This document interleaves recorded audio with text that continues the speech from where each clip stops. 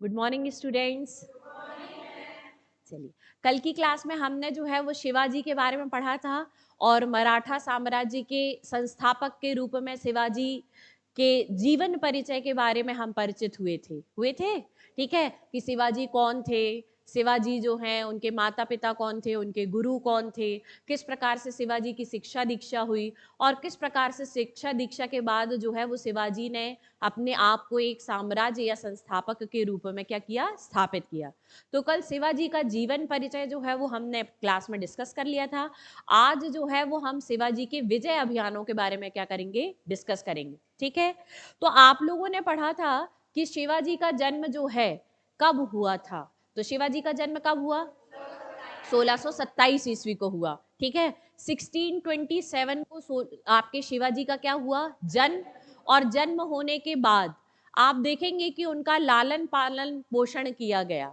जैसे कि आप जानते हैं कि किसी भी बच्चे का जो व्यक्तित्व होता है उसके व्यक्तित्व पर उसके माता पिता और उसके गुरुजनों का बहुत अधिक क्या पड़ता है, प्रभाव पड़ता है। ठीक है, तो शिवाजी का जो व्यक्तित्व है उसके व्यक्तित्व के विकास में, उसके व्यक्तित्व में जो भी गुण हैं उन गुणों को विकसित करने में जो प्रभाव है वो उनके दादाजी का है। उनके दादाजी कौन थे? कौंडदेव। और वो उनके जीवन में क्या है, राजनीतिक गुरु की भूमिका निभा रहे हैं, जिसमें उन्होंने उनको घुड़सवारी, तलवारबाजी और अन्य प्रकार की युद्ध कलाओं में क्या किया है, विकसित किया। दूसरा आपने देखा उनके आध्यात्मिक गुरु कौन थे? गुरु रामदास। ठीक है, जिन्होंने उनको क्या दी है, कई प्रकार की आध्यात्मिक शिक्षाएं दी। और माता जी जो थी वो धार्मिक प्रवृत्ति की थी, जिसके कारण शिवाजी में जो है वो अपनी मातृभूमि की रक्षा, देश भूमि से प्रेम और इसके अलावा धर्म से जुड़ाव, ये सब जो है वो किन्होंने विकसित किया? आपके माता जी ने विकसित किया। माता जी का नाम क्या है? जीजाबाई। ठीक है, तो इस प्रकार से शिवाजी जो है एक अद्भुत व्यक्तित्व के धनी व्यक्ति के रूप में क्या आए, सामने आए और उन्होंने मराठा साम्राज्य की क्या की, स्थापना की। अच्छा, शिवाजी जो है वो मराठा साम्राज्य की स्थापना करने का उत्तरदायित्व उनके कंधों पर कब आया? तो उनके कंधों पर तब आया जब पूना की जागीर जो है उसको संभालने का कार्य उन्होंने क्या किया है, शुरू किया है। तो शिवाजी जो है उन्होंने पूना की जागीर 16 वर्ष की आयु में संभाली थी। कितने वर्ष की आयु में? 16 वर्ष की आयु में संभाली, जब उनके दादाजी कौंडदेव की क्या हो गई, मृत्यु हो गई। तो दादाजी कौंडदेव की मृत्यु के बाद शिवाजी ने आपके पूना की जागीर का क्या किया, उत्तरदायित्व संभाला। और आप जानते हैं कि जिस समय में पूना की जागीर को वो संभालने के लिए नेतृत्व कर रहे हैं उस समय में बीजापुर का शासक कौन है? आदिल शाह। ठीक है, तो बीजापुर के शासक आदिल शाह की गुलामी जो है वो शिवाजी को पसंद नहीं आई और इस कारण जो है वो शिवाजी अब अपने विजय अभियान की क्या करेंगे, शुरुआत करेंगे। ठीक है, तो शिवाजी ने अपना विजय अभियान जो है वो क्या किया, शुरू किया। और पहला विजय अभियान जो है वो शिवाजी ने 1646 ईस्वी में किया। कब किया? 1646। और शिवाजी की पहली विजय जो है वो किसके विरुद्ध होती है? आपके बीजापुर के शासक आदिल शाह के विरुद्ध होती। ठीक है, तो पहली ही बार में संपूर्ण बीजापुर नहीं जीता। ठीक है, बीजापुर के एक किले, तोरण के किले पर विजय प्राप्त की है। किस पर प्राप्त की है विजय? तोरण के किले। ठीक है, तो आप देखेंगे कि शिवाजी का पहला अभियान जो है वो 1646 ईस्वी में हुआ। कहां पर हुआ? बीजापुर के तोरण के किले पर। ठीक है, तो तोरण के किले की विजय शिवाजी की क्या थी? पहली विजय थी। यहां तक की बात क्लियर। कब जीता उन्होंने यह किला? 1646 ईस्वी में जीता। अच्छा, शिवाजी जो है इन्होंने इस तोरण के किले पर विजय किसके माध्यम से आपके अर्जित की? प्रारंभिक शासक है। आप किसी भी, कोई भी शासक ऐसे स्थापित हो जाए और बोले चलो अपन अभियान करेंगे, तो कोई भी ऐसे तो नहीं जाएगा। तो आप देखेंगे कि जो आपका मराठवाड़ा क्षेत्र था, इस मराठवाड़ा क्षेत्र पे जो आपके धार्मिक और सामाजिक सुधार आंदोलन चल रहे थे, जिसमें तुकाराम, आपके नामदेव, है ना, इस प्रकार के जो अन्य आपके धार्मिक उपदेशक थे, ये संत लोग जो हैं वो अपनी मातृभूमि और अपनी जन्मभूमि के प्रति कई प्रकार की भावनाओं को जो है जागृत करने में क्या हुए, सफल हो गए। और इसके कारण आप देखेंगे कि एक क्षेत्र था जिसका नाम था मावल, वहां के लोग जो हैं वो अपने देश प्रेम के प्रति और अपनी राष्ट्रीयता की भावना से बहुत अधिक भर गए। जब शिवाजी ने इस प्रकार का अभियान करने के लिए सोचा तो मावल के लोगों से उन्होंने संपर्क साधा और उन मावल के लोगों में राष्ट्रीयता और देश प्रेम की भावना इतनी कूट कर भरी हुई थी कि ये मावल के लोग जो हैं वो सेना के रूप में संगठित हो गए और शिवाजी के प्रथम अभियान जो है उसमें क्या किए, उन्होंने उनका साथ दिया। तो शिवाजी ने तोरण के किले की विजय जो है वो मावल की सेना के बलबूते जीता था।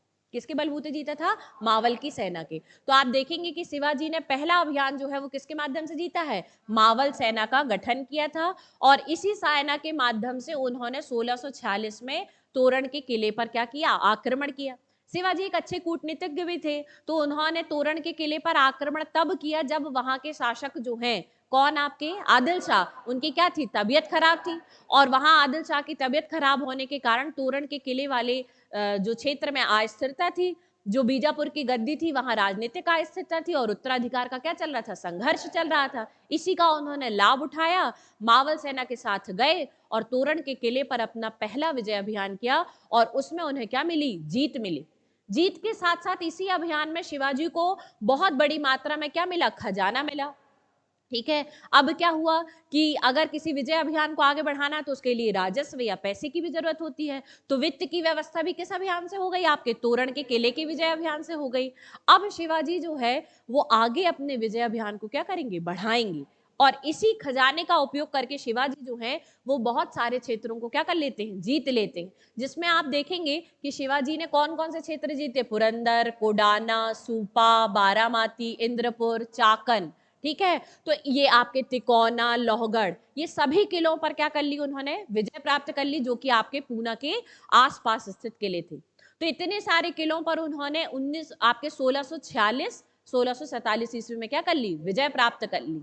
और जब ये किले जो है इन सभी इतने अधिक संख्या पे आपके बीजापुर क्षेत्र के किलों पर जब उन्होंने विजय प्राप्त करी, तो बीजापुर का शासक जो है वो शिवाजी की इस सफलता को और विजय अभियान को आगे बढ़ता हुआ देख के डर गया।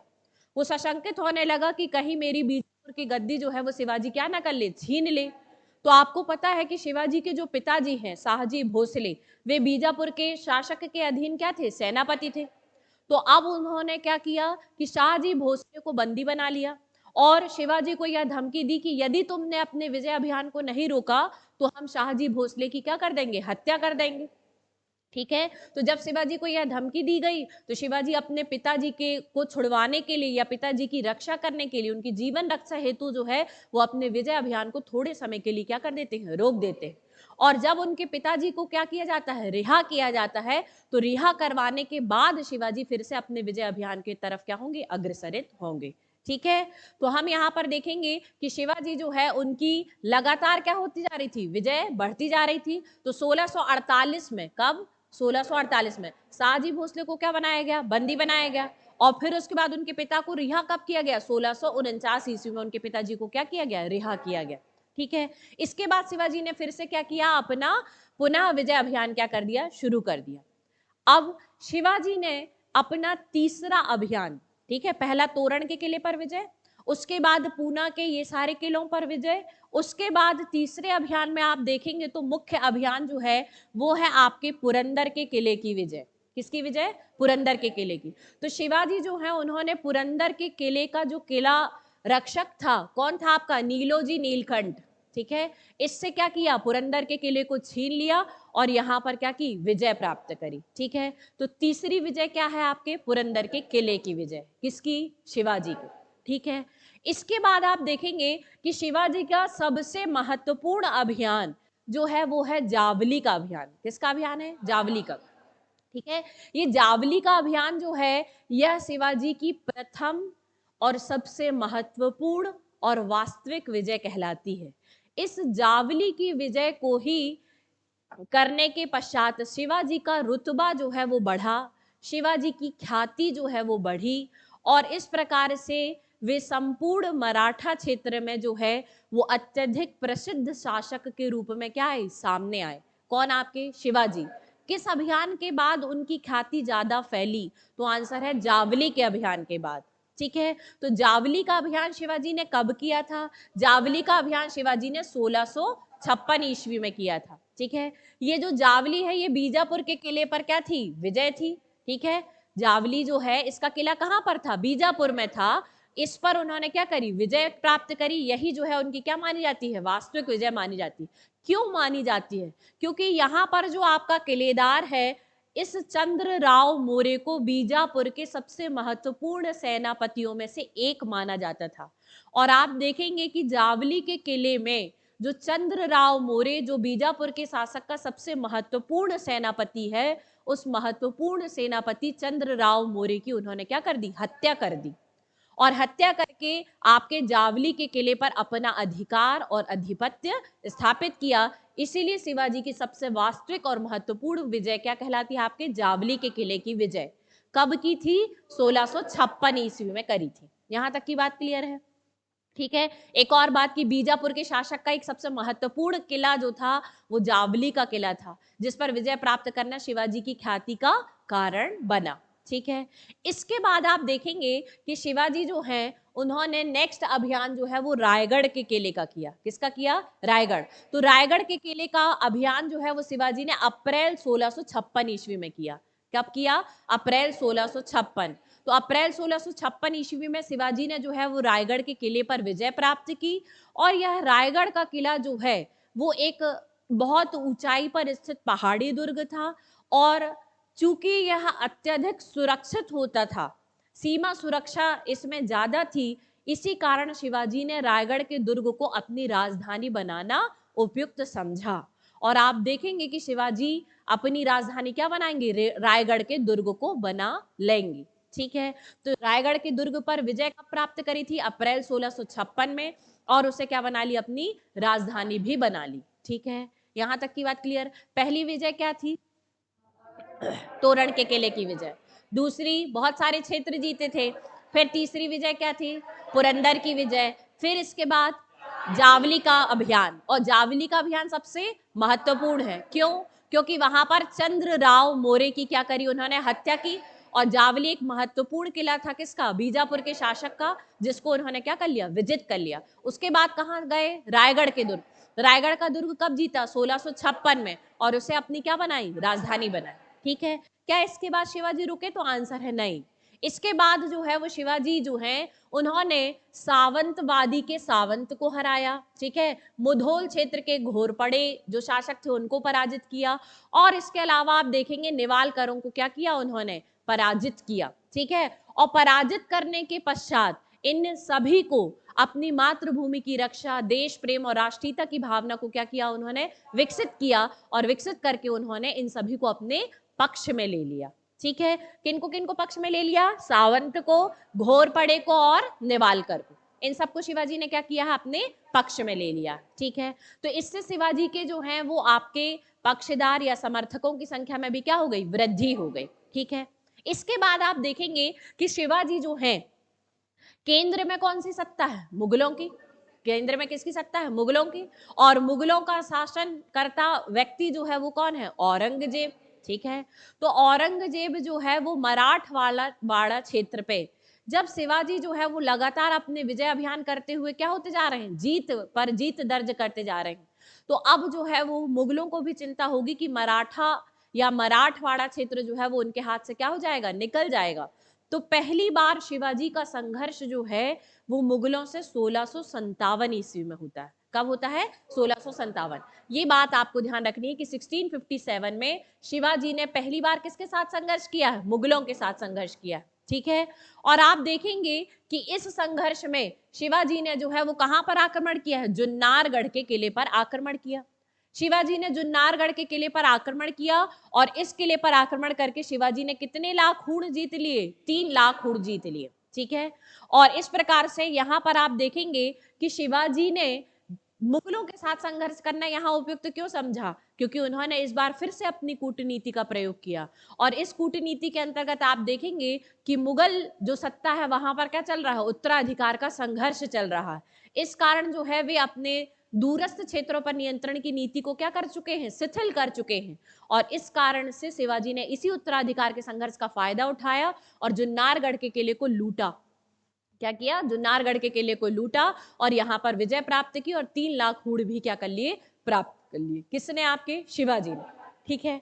इसके बाद आप देखेंगे कि शिवाजी जो हैं इनके लगातार क्या हो रहे थे, आपके विजय अभियान बढ़ते गए और 1657 में उन्होंने जुन्नारगढ़ के किले पर विजय प्राप्त करने के बाद फिर से आगे बढ़े और उन्होंने कोंकण पर विजय प्राप्त कर ली। किस पर प्राप्त कर ली? कोंकण पर विजय। ठीक है, अब क्या हुआ, यहां पर आपके कोंकण पर भी क्या हो गई, विजय प्राप्त हो गई। तो इस प्रकार से जो आपके मुगल सत्ता है, केंद्रीय सत्ता जो है, उसको यह लगने लगा कि शिवाजी का जो विजय अभियान जो है वो रुक नहीं रहा है। तो आप देखेंगे कि शिवाजी के जो लगातार बढ़ते अभियान हैं, इन पर रोक लगाने के लिए जो है वो किसको आपके नियुक्त किया जाएगा, अफजल खां की क्या जाएगी, नियुक्ति की जाएगी। ठीक है, अब ये जो अफजल खां है इसके साथ क्या होगा, संघर्ष होगा। कौन था अफजल खां? तो आपको पता होना चाहिए कि बीजापुर के शासक का सेनापति था। ठीक है, बीजापुर का शासक कौन था, आदिल शाह, और आदिल शाह का सेनापति कौन था, अफजल खां। इस अफजल खां का पूरा नाम क्या था? तो अफजल खां का पूरा नाम था अब्दुल्ला भट्टारी अफजल खां। क्या था? अब्दुल्ला भट्टारी अफजल खां। इसकी नियुक्ति शिवाजी के दमन के लिए की गई थी। किसके दमन के लिए? शिवाजी की दमन के लिए। और इसे बीजापुर के शासक ने आदेश दिया कि अफजल खां आपको शिवाजी की क्या करना है, सीधे सीधे हत्या करनी। ठीक है, तो अफजल खां जो है उसने घोषणा की कि मैं जो हूं वो शिवाजी को बिना अपने घोड़े से उतरे ही क्या कर दूंगा, शिवाजी को मार दूंगा और शिवाजी को घसीटते हुए क्या करूंगा, आपके पास लेकर आऊंगा। ऐसी घोषणा किसने करी थी? अफजल खां ने करी थी। और अफजल खां जो है ये घोषणा करके गए। अब क्या हुआ कि शिवाजी से उनको संघर्ष करना था, किनको? अफजल खां को। तो जब शिवाजी से अफजल खां जो है संघर्ष करने के लिए गए तो 2 महीना बीत गया। क्या हो गया? 2 महीना बीत गया, घेरे डाले डाले डाले डाले और शिवाजी से भेंट नहीं हो पा रही थी। ठीक है, तो अब यहां पर जो है अफजल खां ने सोचा कि हम जो है वो कुछ कूटनीति अपना लें, और कूटनीति के अंतर्गत वो उसने क्या किया, एक षड्यंत्र रचा। इस षड्यंत्र में उसने सोचा कि क्यों ना मैं शिवाजी को भेंट करने के लिए बुलाऊं। क्या करूं मैं? शिवाजी को भेंट करने के लिए बुलाऊं और शिवाजी से क्या करूंगा, बातचीत करूंगा। तो शिवाजी से बात करने के लिए उसने अपना एक राजदूत नियुक्त किया। क्या नियुक्त किया? राजदूत। और उस राजदूत का नाम है पंताजी गोपीनाथ। क्या नाम है आपका? पंताजी गोपीनाथ। तो आप देखेंगे कि अफजल खां के राजदूत का नाम क्या है? अफजल खां के राजदूत का नाम है कृष्णजी भास्कर। अफजल खां के राजदूत का नाम क्या है? कृष्णजी भास्कर। कृष्णजी भास्कर है मतलब अफजल खां का दूत कैसा है? ब्राह्मण है। क्या है? ब्राह्मण। जाति से क्या है? ब्राह्मण है। और आप यहां पर देखेंगे कि शिवाजी का जो आपका राजदूत है वो कौन है? पंताजी गोपीनाथ। तो वहां पर अफजल खां का संदेश लेकर कौन आ रहा है? कृष्णजी भास्कर। वो ये संदेश लेकर आया कि अफजल खां आपसे, शिवाजी महाराज आपसे जो है वो बात करना चाहते हैं। कौन? अफजल खां। बैठ के बातचीत करना चाहते हैं, कुछ समझौते करना चाहते हैं। तो शिवाजी भी जो हैं उन्होंने भी अपनी कूटनीति का प्रयोग किया।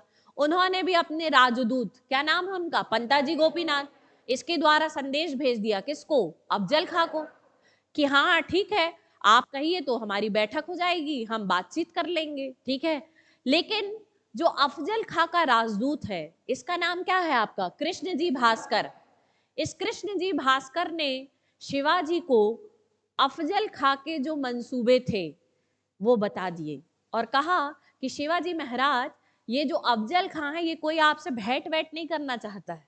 ये जो है वो क्या करना चाहता है? आपकी हत्या करना चाहता है। तो आप जो है वो सोच समझ लीजिए कि क्या कैसा करना है और अपनी व्यवस्था के साथ आना। ठीक है, तो यहां आप देंगे कि इस ब्राह्मण ने, किसका नाम है उसका? कृष्णजी भास्कर। इसने शिवाजी के सामने अफजल खां की जो षड्यंत्र था उसकी क्या कर दी? पोल खोल दी। अब शिवाजी जो है वो क्या हो गए? सजग हो गए। और शिवाजी जो हैं जब मिलने गए तो उनको अफजल खां के मंसूबे पहले से पता थे। क्या पता था कि ये उनकी क्या करना चाहता है? हत्या करना चाहता है। तो शिवाजी जो है उन्होंने लोह कवच जो है वो क्या करके गए? धारण करके गए। और जब वो मिलने गए तो अफजल खां बढ़िया हंसते हंसते बातचीत करता है और फिर अफजल खां कहता है चलिए अब अपन गले मिल लेते हैं। ठीक है, तो शिवाजी जो है उनसे गले मिलता है तो वो अपना क्या निकालता है? कटार, और शिवाजी को मारता है और हत्या करने का क्या करता है? प्रयास करता है और हंसने लगता है कि हाँ हाँ हाँ शिवाजी मर गए। और उसके बाद शिवाजी जो है वो तुरंत उठते हैं तो वो देखता है तो वो शिवाजी को जिंदा देख के वो डर जाता है और शिवाजी जो है वो बाघ नख से उसकी क्या कर देते हैं? हत्या कर देते हैं।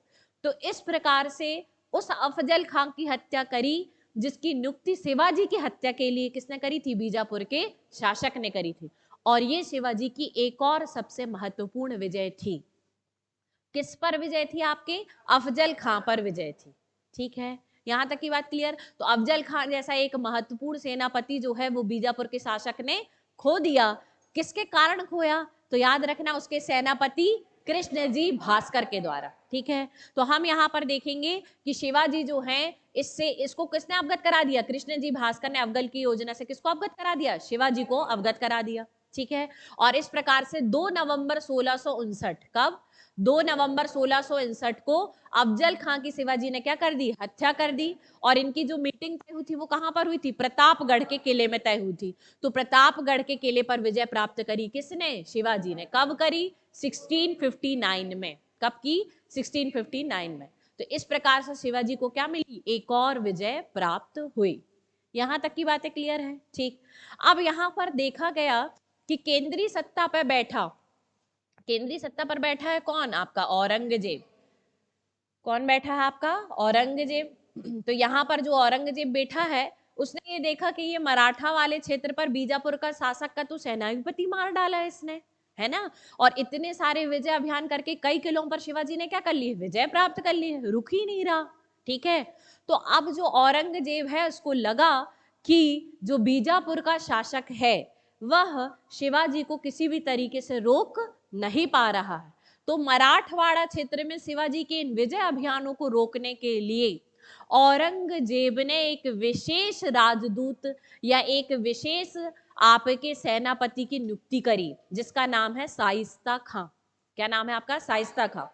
और शाइस्ता खां को आदेश दिया कि ये जो शिवाजी है जो आपके मराठवाड़ा क्षेत्र पे बहुत ज्यादा क्या कर रहा है? विजय अभियान कर रहा है, इसकी क्या करना है? आपको हत्या करनी है। तो शाइस्ता खां को दक्षिण भारत में गवर्नर नियुक्त करके भेजा गया। किसके द्वारा नियुक्त करके भेजा जाएगा? औरंगजेब के द्वारा। ठीक है, अब ये जो शाइस्ता खां है ये जो है ये कब नियुक्त होके आया? 1660 में आया। ठीक है, और इसको सीधा आदेश क्या दिया था औरंगजेब ने? कि आपको शिवाजी को क्या करना है? मारना, यानी शिवाजी की क्या करनी है? हत्या करनी है। ठीक है, तो शिवाजी को यह जानकारी लग गई कि जो शाइस्ता खां है इसकी नियुक्ति जो है वो क्या की जा रही है? आपके शिवाजी की हत्या करने के लिए की जा रही है। तो शाइस्ता खां जो जिसका महल जो था वो जहां निवास करता था उस महल का नाम था लाल महल। क्या नाम था? लाल महल। तो पूना में शाइस्ता खां जिस महल में निवास कर रहा था उस महल का नाम था लाल महल। और शिवाजी जो है वो शाइस्ता खां की हत्या करने के लिए लाल महल में रात्रि में घुस गए। ठीक है, और जब शिवाजी ने शाइस्ता खां को पकड़ा तो आप देखेंगे कि शिवाजी अपनी ऐसी तलवार निकालते हैं और तलवार निकालकर जो है वो शाइस्ता खां को मारने का प्रयास करते हैं। तो शाइस्ता खां जो है वो खिड़की से कूद जाता है तो उसकी जो उंगली होती है वो बस पूरी ऐसी कट जाती है। तो शाइस्ता खां की सारी उंगलियां एक हाथ की कट जाएंगी और शाइस्ता खां कूद कर भाग जाएगा। तो शाइस्ता खां भाग के निकल गया, लेकिन शाइस्ता खां का पुत्र फतेह खान जो है वो शिवाजी की पकड़ में आ गया।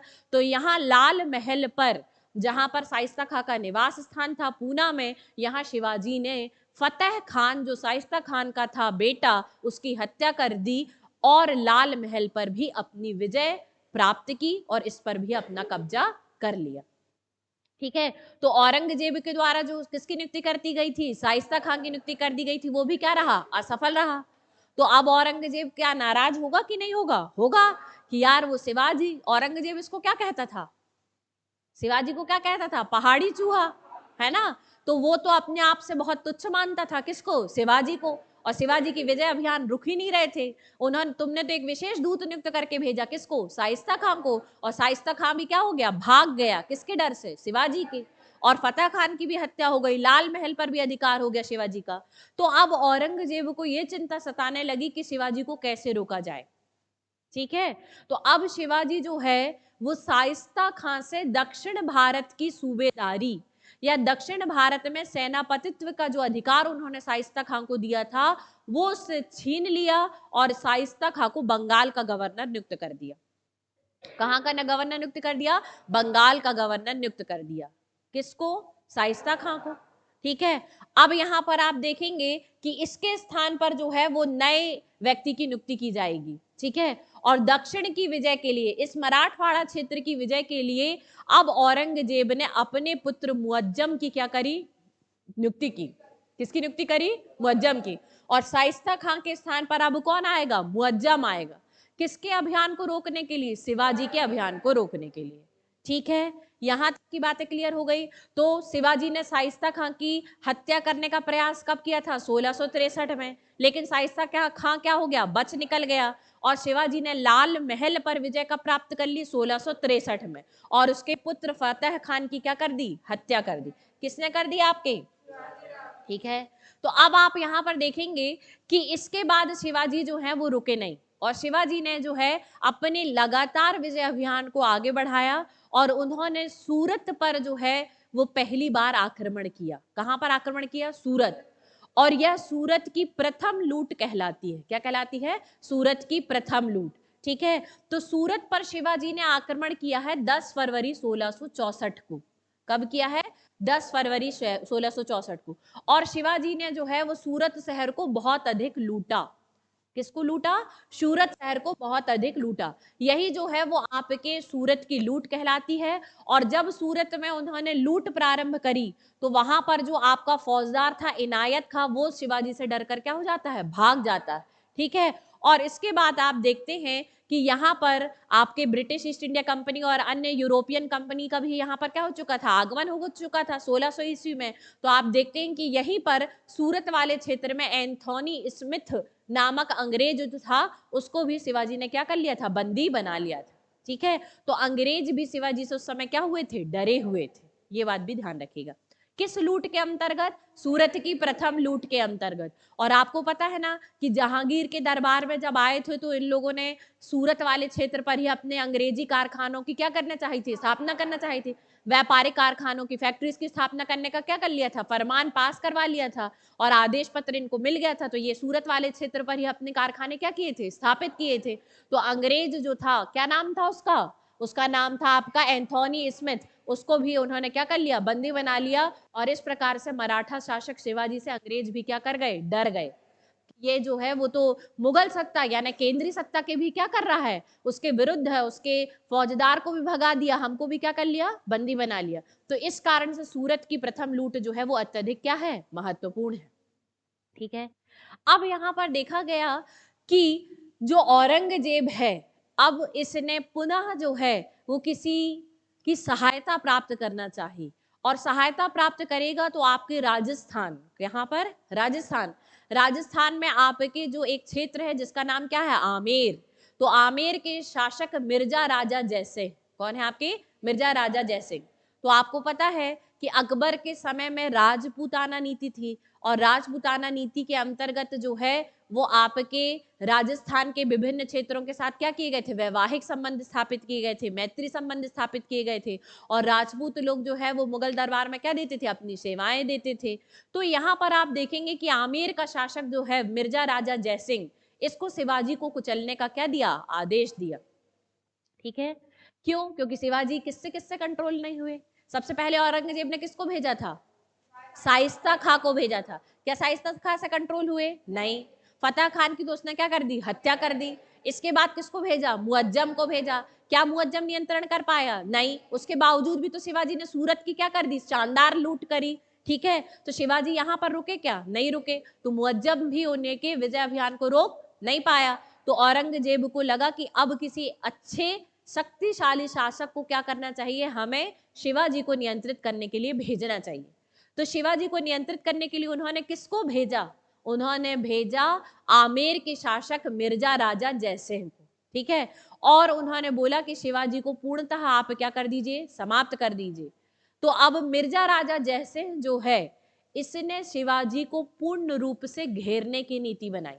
क्या किया, पूर्ण रूप से घेरने की नीति बनाया। और आप देखेंगे कि ये जो आपका शिवाजी है, कौन आपका, शिवाजी। तो शिवाजी के जितने किलों पर क्या हुई थी, आपके विजय हुई थी। तो शिवाजी को पूर्ण रूप से क्या कर दिया गया, जो आपका मिर्जा राजा जयसिंह है उसने इस तरीके से अपनी संपूर्ण सेना को संपूर्ण किलों के तरफ, सभी किलों के तरफ क्या किया, बिछाया।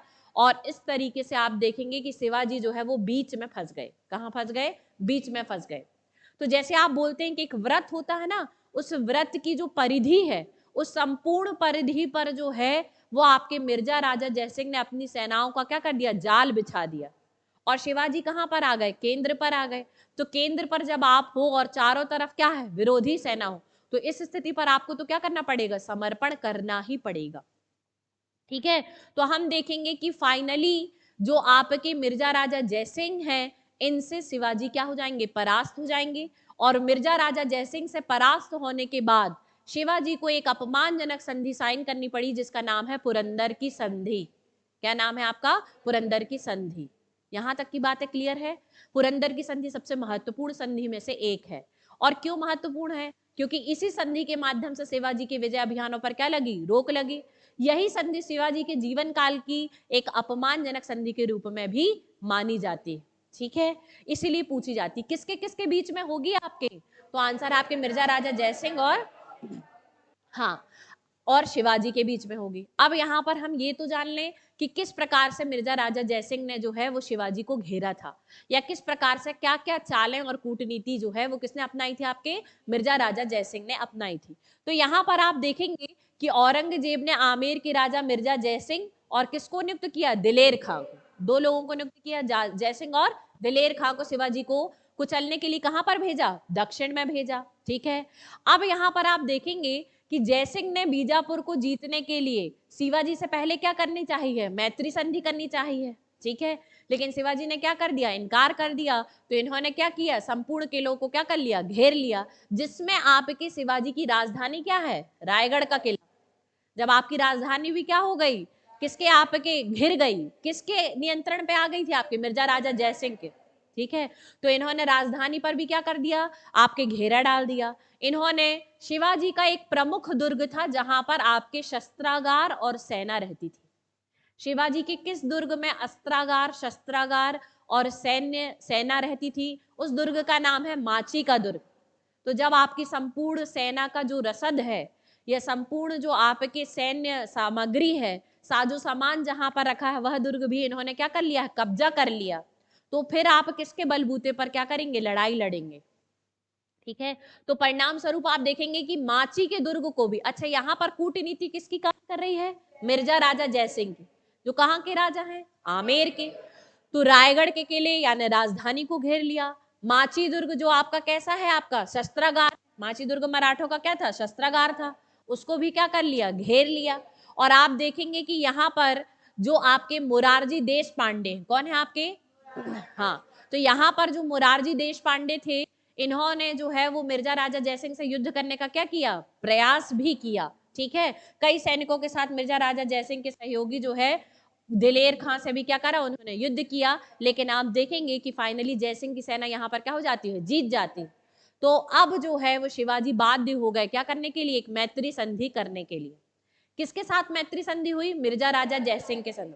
लेकिन उनको नियुक्त किसने किया था? औरंगजेब ने किया था। तो संधि तो वही आपके औरंगजेब के नाम से ही होगी, यानी केंद्रीय सत्ता के नाम से हुई, पर संधि पर हस्ताक्षरकर्ता कौन है? आपके शिवाजी और मिर्जा राजा जयसिंह।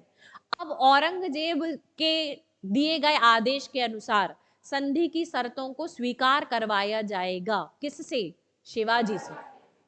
ठीक है, तो शिवाजी के साथ जो संधि होगी उस संधि को किस नाम से जाना जाएगा? आपके पुरंदर की संधि के नाम से जाना जाएगा।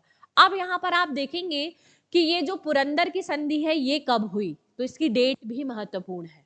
ठीक है, पुरंदर की संधि जो है वो 22 जून 1665 को हुई। कब हुई? 22 जून 1665 को। ठीक है, अब यहाँ पर कि जब भी कोई संधि होती है तो किसके बीच होती है, ये महत्वपूर्ण होता है। ठीक है, तो आप देखेंगे किसके बीच हुई है? शिवाजी और मिर्जा राजा जयसिंह के बीच में हुई है। ठीक है, कारण क्या था? कारण यह था कि जयसिंह जो है इसने दक्षिणी राज्यों को क्या कर लिया? अपनी ओर मिला लिया। और जब उसने संपूर्ण दक्षिणी राज्यों को अपनी ओर मिला दिया तो शिवाजी के भागने के सारे रास्ते क्या हो गए? बंद हो गए। ऐसे बंद हुए जैसे कि किसी व्रत की परिधि के केंद्र में शिवाजी हो और चारों तरफ से उनको क्या कर लिया गया हो? घेर लिया गया। ठीक है, तो आप देखेंगे कि शिवाजी के भागने के सारे रास्ते क्या हो गए? बंद हो गए। और यहीं पर जब उन्होंने शिवाजी को क्या कर लिया? पूर्णतः घेर लिया, तो मिर्जा राजा जयसिंह ने औरंगजेब को पत्र लिखकर बताया कि हमने तो शिवाजी को इस तरीके से घेर लिया है जैसे वृत्त की परिधि के भीतर केंद्र, ठीक है। तो अब जो है वो शिवाजी किसी भी तरीके से जो है वो भागकर नहीं निकल सकते, ठीक है, और उनको जो है वो किसी भी तरीके से अब विजय अभियान करने नहीं दिया जाएगा, हम इन्हें पराजित करके ही रहेंगे, ठीक है। तो इस प्रकार से आप देखेंगे कि यहां पर शिवाजी को क्या करना पड़ा, पुरंदर की संधि करनी पड़ी, ठीक है। अब संधि की शर्त क्या की थी, शिवाजी के पास टोटल किले थे आपके 35, कितने किले थे, 35 में से 23 किले किसको देने पड़े, मुगलों को देने पड़े, ठीक है। तो अब शिवाजी के पास 35 में से कितने किले देने पड़े बेटा, 23, तो कितने किले बचेंगे, 12, कितने किले बचेंगे, 12। शिवाजी ने अपने 23 महत्वपूर्ण किले खो दिए, किस संधि के माध्यम से, पुरंदर की संधि के माध्यम से, ठीक। दूसरी शर्त थी कि शिवाजी जो है वो अब मुगलों की तरफ से क्या करेंगे, युद्ध एवं सेवा करेंगे, यानी शिवाजी जो है इन्हें दक्षिण भारत के तरफ विजय अभियानों में शिवाजी को क्या बनाया जाएगा, सेनापति भी बनाया जा सकता है, उन्हें युद्ध में नियुक्त किया जा सकता है, तो उनको मुगल की सेना का क्या करना पड़ेगा, प्रतिनिधित्व करना पड़ेगा, और वे मुगलों की तरफ से क्या देंगे, अब युद्ध में सेवाएं देंगे और युद्ध करेंगे, ठीक है। ये शर्त क्या करनी पड़ी, अब स्वीकार करनी पड़ी, यानी शिवाजी किसके अधीन आ गए, मुगलों के अधीन आ गए, ठीक है। कहा गया कि शिवाजी का जो पुत्र है उसका नाम क्या है, संभाजी, तो बोले कि तुम्हारा पुत्र जो है वो हमारे दरबार में रहेगा, कहां पर रहेगा, हमारे दरबार में रहेगा, ठीक है। तो शिवाजी का पुत्र का नाम क्या है आपका, संभाजी, और संभाजी को जो है वो मुगल दरबार में रखा गया, कितने का मनसब देकर, 5000 का मनसब देकर, ठीक है। 5000 का मनसब देना मतलब जात और सवार, यानी उसको क्या दिए जाएंगे, घुड़सवार भी दिए जाएंगे, और वो सेना का क्या करेगा, प्रतिनिधित्व भी करेगा, कौन आपका, संभाजी। तो वो भी सैन्य अभियानों में जाएगा, लेकिन वो पूरे टाइम राज दरबार में अपनी उपस्थिति देगा, कौन आपका, संभाजी। तो संभाजी को 5000 का क्या दिया गया, मनसब दिया गया, और उसकी नियुक्ति कहाँ दी गई, राज दरबार में की गई, यानी वो औरंगजेब के सामने ही रहेगा। क्यों ऐसा किया गया, ताकि पिता और पुत्र किसी भी तरीके की गुप्त नीति बनाकर औरंगजेब के विरुद्ध संघर्ष ना कर सके, इसीलिए संभाजी यानी उनके पुत्र को कहां पर रखा गया, राज दरबार में ही नियुक्ति दी गई। कितनी बात क्लियर है, ठीक। इसके बाद आप देखेंगे कि यहाँ पर जो है वो आपके शिवाजी जो है, कौन है आपके, शिवाजी, शिवाजी जो है इनको मिर्जा राजा जयसिंह, कौन है आपके, मिर्जा राजा जयसिंह, इन्होंने जो है वो औरंगजेब से मुलाकात के लिए क्या किया, आमंत्रित किया, क्या किया, औरंगजेब से मुलाकात के लिए क्या किया, आमंत्रित किया। कहां पर आमंत्रित किया था, तो आंसर है मिर्जा राजा जयसिंह ने जयपुरी महल में, कहां आमंत्रित किया था, जयपुरी महल में, और ये जयपुरी महल कहां पर है, तो आंसर है आगरा में है, और यहाँ पर जो है वो आगरा दरबार सजाया गया था, क्या सजाया गया था, आगरा दरबार सजाया गया था, ठीक है। आगरा दरबार सजाया गया, यहाँ पर औरंगजेब है, और औरंगजेब से यहाँ पर शिवाजी की क्या होनी थी, मुलाकात होनी थी, ठीक है। तो जब मुलाकात होती है, तो जैसे आप देखते हैं कि कोई आयोजन होता है तो वहां पर आपके वीआईपी फर्स्ट चेयर में बैठते हैं ना, बैठते हैं कि नहीं बैठते, फिर उसके बाद उसके रैंक वाले पीछे, फिर उससे कम रैंक वाले पीछे, और उसके बाद फिर रैंक वाले, तो जैसे रैंक निर्धारित होती ना आपके बैठने की, ऐसा तो नहीं होता कि वीआईपी लास्ट की सीट में बैठ के ऐसे ऐसे करके देखते हो, ऐसा तो नहीं होता ना, है ना। तो वो सामान्य जनता के लिए होती है पीछे की सीट, है कि नहीं। तो लेकिन वीआईपी कहाँ पर बैठते हैं, सामने बैठते हैं। तो आपके जब कोई दरबार सजता है तो उस दरबार में जो है वो प्रति व्यक्ति को उसके रैंक के अनुसार क्या किया जाता है, खड़ा किया जाता है, ठीक है। तो हम यहाँ पर देखते हैं कि शिवाजी जो हैं इसके पहले एक शासक जिनका नाम था जसवंत सिंह, क्या नाम था, जसवंत सिंह, शिवाजी जो है उन्होंने जसवंत सिंह को पराजित किया था, जब वो अपना विजय अभियान चालू रखे थे ना, तब उन्होंने किसको पराजित किया था, जसवंत सिंह को पराजित किया था, ठीक है। तो अब एक बात बताओ कि जब शिवाजी ने जसवंत सिंह को पराजित किया तो ऊपर कौन है, ऊपर है शिवाजी, और नीचे कौन है, जसवंत सिंह, तो किसकी सम्मान ज्यादा होना चाहिए, शिवाजी का ज्यादा होना चाहिए ना, क्योंकि वो तो जसवंत सिंह से क्या हुए, श्रेष्ठ हुए, ठीक है। तो होता ये है कि जब ये आगरा दरबार सजाया जाता है तो औरंगजेब जो है वो शिवाजी को उसके पुत्र के बराबर मनसब देते, और पुत्र के बराबर कितना मनसब दिया, 5000 का मनसब दिया। दूसरी बात, कि औरंगजेब के द्वारा यहाँ पर एक महत्वपूर्ण गलती यह की गई कि उन्होंने शिवाजी को जो मनसब दिया वह मनसब जो है वो जसवंत सिंह से भी कम दिया। और जसवंत सिंह को कितने का मनसब दे दिया? 7,000 का मनसब दिया।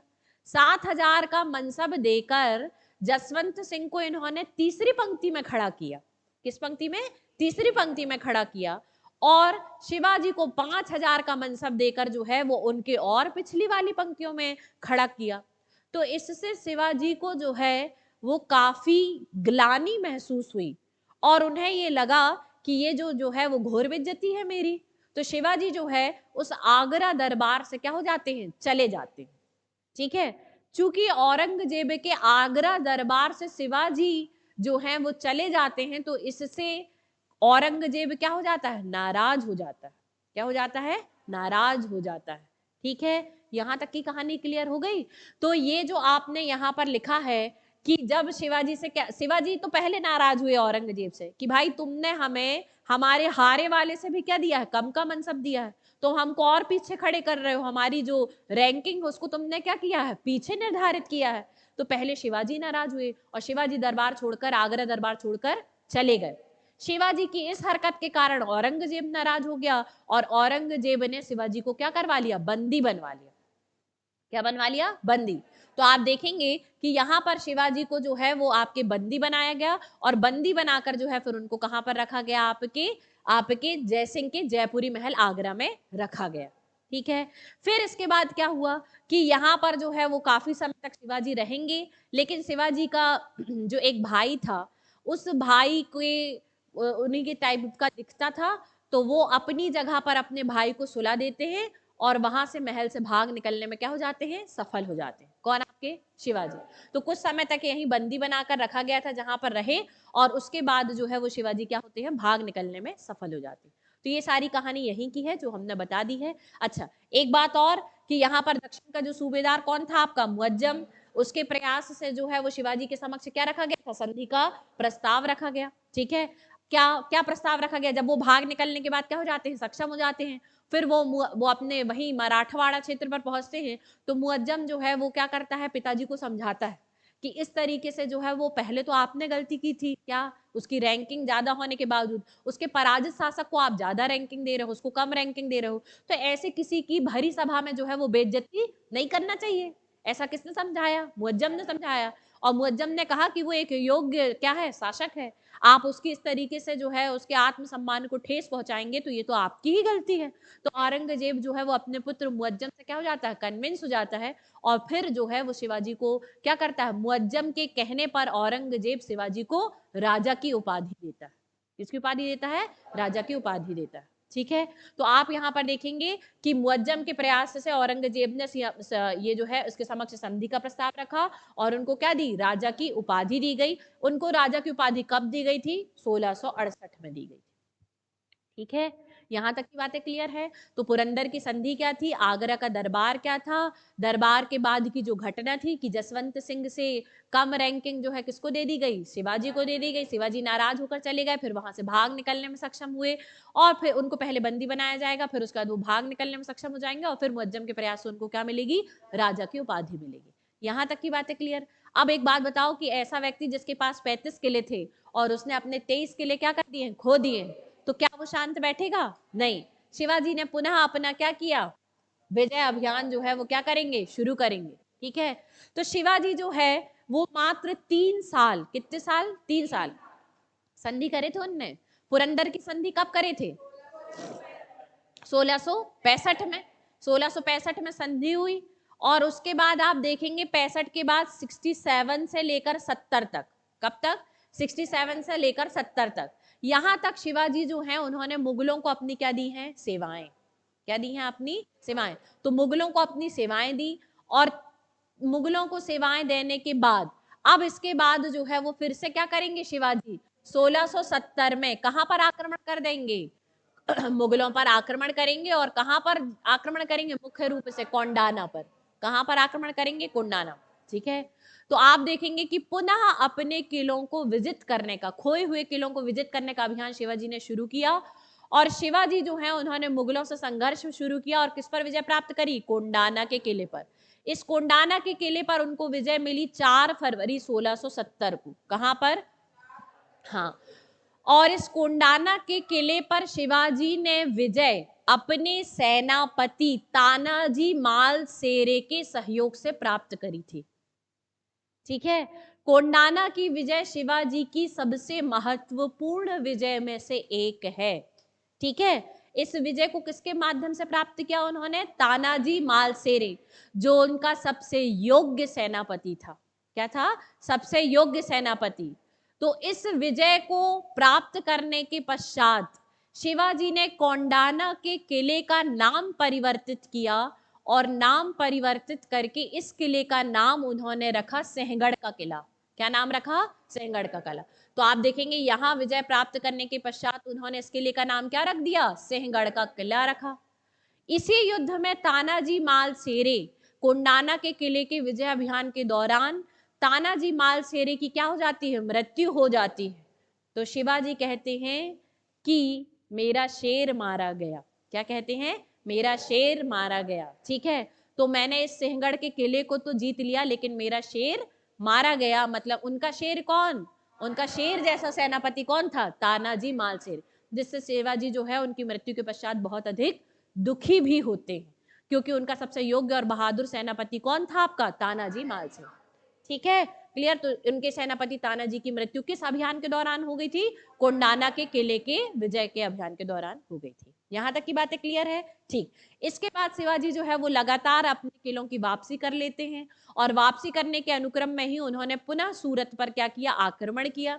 सूरत की प्रथम लूट आपको बता दी थी और अब जो है वो सूरत पर उन्होंने दूसरी बार क्या करी? लूट करी। कब करी? 1670 में। और आप यहां पर देखेंगे कि इस सूरत की दूसरी लूट में जो शिवाजी हैं उन्होंने मुगलों को बुरी तरह क्या किया? पराजित किया।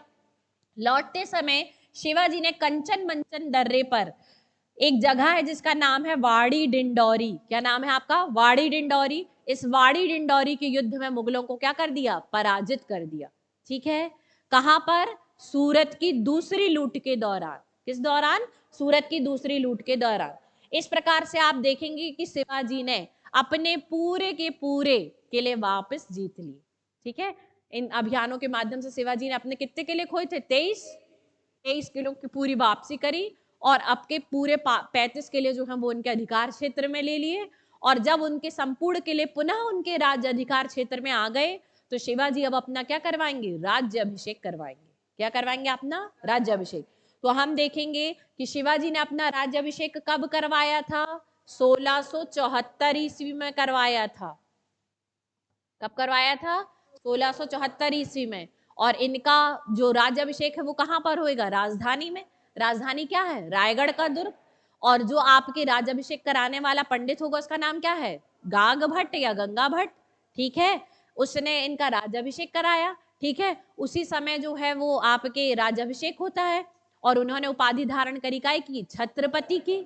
गौ ब्राह्मण की उपाधि धारण करी थी। हिंदू पादशाही की उपाधि धारण करी थी। तो यहाँ पर एक बात ये निकल कर आती है कि शिवाजी जो है वो हिंदू धर्म के संरक्षक के रूप में थे, परंतु उनके उद्देश्य अत्यधिक राजनीतिज्ञ थे। कैसे थे? राजनीतिज्ञ थे। किन के उद्देश्य? आपके शिवाजी के। ठीक है, तो इस प्रकार से शिवाजी ने जो है वो अपना राज्याभिषेक कराया। लेकिन इनके राज्याभिषेक के 14 दिन बाद ही इनकी जो माता जी हैं, कौन? जीजाबाई, उनका हो जाता है निधन। इसीलिए फिर बाद में ऐसा मान लेते हैं कि यह जो राज्याभिषेक है वो अशुभ तिथि या अशुभ समय पर हुआ था, तो पुनः राज्याभिषेक क्या किया जाता है? करवाया जाता है। तो पहली बार राज्याभिषेक कब हुआ? 15 जून 1674 को। तो दूसरी बार राज्याभिषेक कब करवाएंगे? 4 अक्टूबर 1674 को। तो 2 बार शिवाजी ने अपना क्या करवाया? राज्याभिषेक कराया। फिर शिवाजी ने अपना अंतिम अभियान जो किया जीत का, वो अभियान है कर्नाटक क्षेत्र का अभियान। कहाँ का? कर्नाटक। ये वर्तमान वाला कर्नाटक नहीं, ये कर्नाटक यहाँ वाला। कहाँ वाला? ये वाला। यहाँ पर कर्नाटक है ना, इस कर्नाटक वाले क्षेत्र का अभियान किया था। किसने? शिवाजी ने।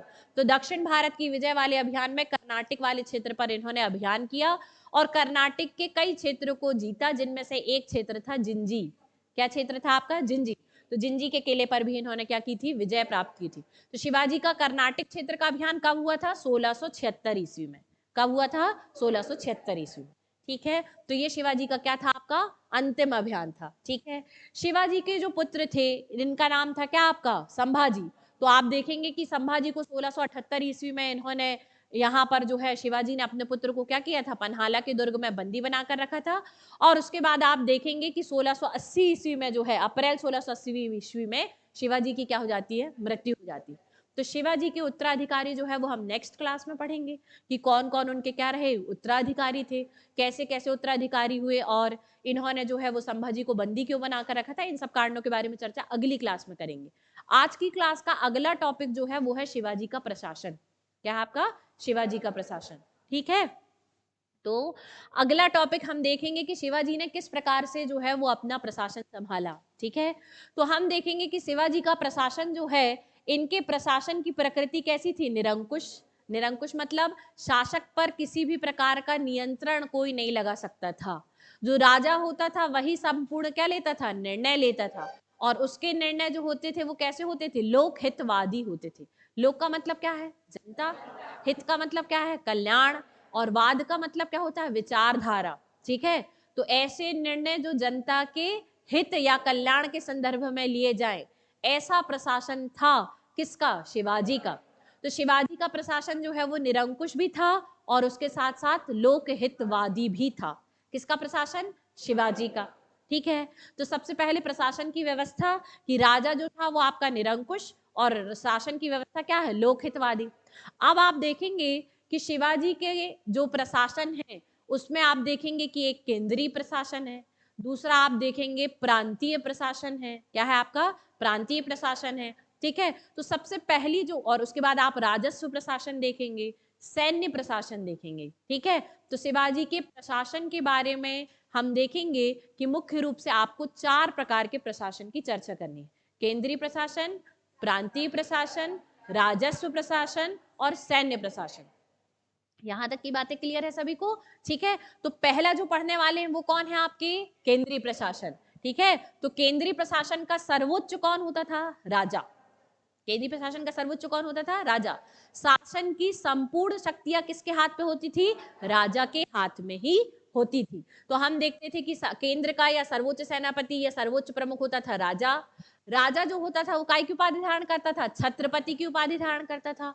और सैन्य संबंधी मामलों में तथा आपके न्याय संबंधी मामलों में, कौन से मामले में, और न्याय, सैन्य और न्याय संबंधी मामलों में अंतिम निर्णय किसका होता था, राजा का ही होता था।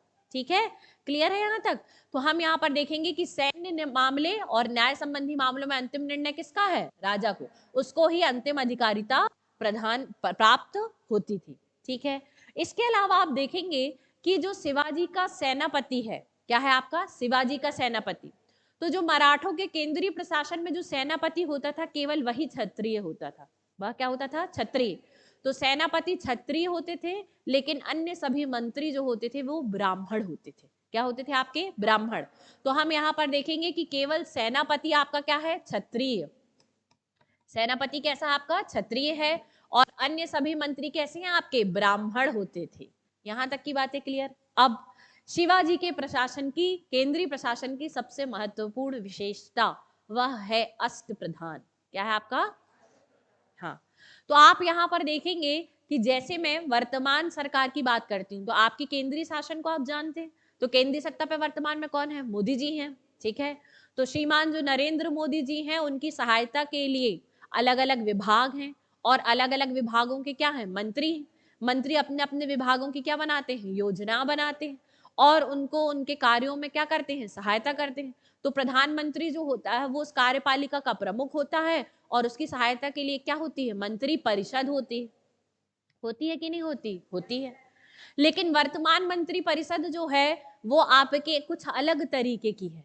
इस मंत्री परिषद जैसी कार्य प्रणाली की अवधारणा को आप प्राचीन काल में देखेंगे तो मराठा शासक शिवाजी ने सबसे पहले अपनाया है।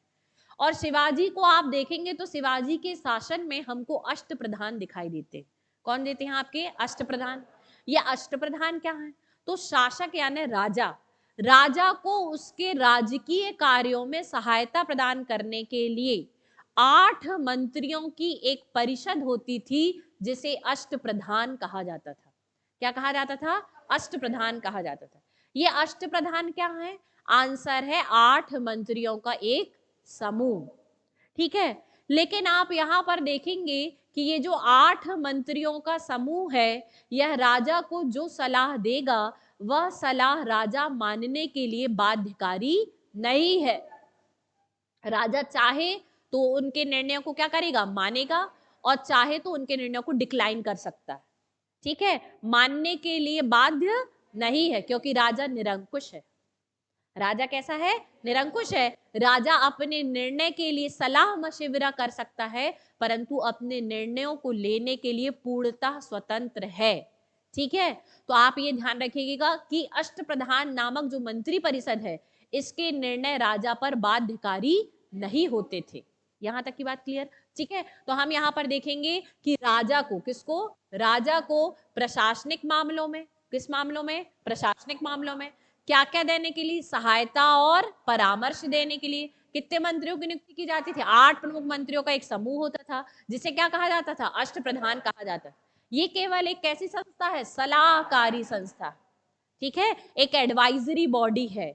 आप राजा चाहे तो सलाह माने और ना चाहे तो ना माने। ठीक है, तो ये एक सलाहकारी संस्था है, इसके निर्णय राजा के लिए बाध्यकारी नहीं होते थे, जिसको हम क्या कहा जाता था? अष्टप्रधान कहा जाता था। ठीक है, तो 8 मंत्रियों का क्या होता था? ये समूह होता था। इतनी बातें क्लियर है? चलो, अब ये जो 8 मंत्री हैं इनके बारे में चर्चा करेंगे, क्योंकि ये मेंस में भी आते हैं, प्रीलिम्स में भी पूछे जाते हैं कि कौन क्या काम करता था, इनके नाम क्या हैं, इनके काम की जिम्मेदारी क्या थी। ठीक है, तो हम यहाँ पर देखेंगे कि ये जो अष्टप्रधान है, क्या है आपका? अष्टप्रधान। अष्टप्रधान में पहला मंत्री जिसकी हम चर्चा करेंगे उसका नाम है पेशवा। क्या नाम है आपका? पेशवा। पेशवा को ही क्या कहते हैं आप? प्रधान कहते हैं। क्या कहते हैं? प्रधान। तो हम देखते हैं कि ये जो आपका पेशवा है, ये प्रधानमंत्री की तरह होता था। किसकी तरह होता था? प्रधानमंत्री की तरह होता था। ये राज्य के संपूर्ण शासन की देखभाल करता था। राज्य के संपूर्ण शासन व्यवस्था की क्या करता था? देखभाल करता था। यदि राजा किसी सैन्य अभियान पर गए हुए होते थे, तो राज्य के प्रशासन की जो देखभाल है वो राजा की अनुपस्थिति में संपूर्ण रूप से संभालने का दायित्व किसका है? पेशवा का। ठीक है, तो राजा के बाद आने वाला दूसरा सबसे महत्वपूर्ण अधिकारी कौन है आपका? पेशवा। ठीक है, जो राजा की अनुपस्थिति में शासन प्रशासन के संपूर्ण कार्यों को क्या करता था? जिम्मेदारी संभालता था। और जितने भी शासकीय आपके कागजात होते थे, शासकीय राजकाज के जो पत्र होते थे, लेख होते थे, उन लेखों पर राजा की सील लगती थी, राजा के हस्ताक्षर होते थे। उसके पश्चात फिर किसकी मुहर लगती थी? आपके पेशवा की मुहर लगाई जाती थी। ठीक है, तो पेशवा की मुहर होने के बाद ही उस शासकीय या राजकीय कागजात को क्या किया जाता था? एक स्थान से दूसरे स्थान भेजा जाता था या पास किया जाता था। ठीक है, तो पेशवा की अनुमति भी ली जाती थी। ठीक है, तो यहाँ पर आपने देखा पेशवा का काम, पेशवा किसकी तरह काम कर रहा है? हाँ, और संपूर्ण राज्य के शासन की देखभाल कौन कर रहा है? पेशवा। राजा की अनुपस्थिति में शासन के कार्यों का दायित्व और राजा के दायित्वों का निर्वहन कौन कर रहा है? पेशवा कर रहा है। सरकारी पत्रों एवं दस्तावेजों पर राजा के साथ किसकी मुहर होती थी? पेशवा की भी मुहर होती थी। शिवाजी का पहला पेशवा, ठीक है, कौन? शिवाजी का पहला पेशवा कौन था? तो शिवाजी का पहला पेशवा था सामराज नीलकंठ रोजेकर। कौन थे? सामराज नीलकंठ रोजेकर शिवाजी के क्या थे? पहले पेशवा थे। ठीक है, चलिए, पेशवा के बाद अष्टप्रधान में हम दूसरे मंत्री की बात करेंगे। किसकी बात करेंगे? दूसरे की। तो दूसरा मंत्री जो है वो है आपका अमात्य। क्या है आपका? अमात्य। अमात्य को मजमुआदार भी कहा जाता था। क्या कहा जाता था? मजमुआदार। ये कौन होता था? तो जैसे आज वर्तमान आपके मंत्री परिषद में वित्त मंत्री हैं, वित्त मंत्री कौन है? श्रीमती निर्मला सीतारमण। तो वैसे ही आप देखेंगे कि पेशवा जो है उसके बाद जो प्रमुख मंत्री है वो कौन है आपका? वित्त एवं राजस्व मंत्री, जिसको क्या कहा जाएगा? अमात्य या मजमुआदार कहा जाता था। ये हमारे जो राज्य होता था उस राज्य की संपूर्ण आय एवं व्यय का ब्यौरा रखता था। ठीक है, तो आधुनिक वित्त मंत्री जो है वो आपके इन्हीं की अवधारणा के आधार पर है।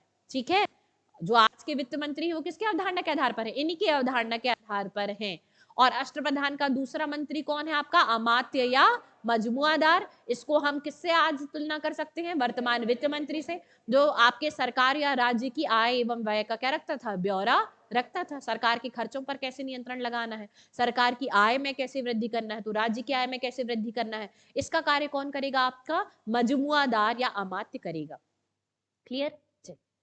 तीसरा जो है वो है आपका न्यायाधीश। क्या है आपका न्यायाधीश? तो मैंने आपको पहले ही बताया था कि केंद्रीय जो प्रशासन है, इस प्रशासन में सैनिक निर्णय और न्याय संबंधी निर्णयों में सर्वोच्च अधिकारिता किसकी है, राजा की। और राजा के बाद आने वाला दूसरा जो प्रमुख अधिकारी है न्याय के मामले में, वो है आपका न्यायाधीश। न्याय के मामले में कौन है, न्यायाधीश है। ठीक है, तो न्यायाधीश जो है वो कौन है, आपका न्याय विभाग का प्रमुख होता था, जो राजा के पश्चात न्याय का क्या होता था, प्रमुख अधिकारी होता था। ठीक है। अच्छा, इसके अधिकार क्षेत्र में क्या आते थे, समस्त दीवानी मामले आते थे।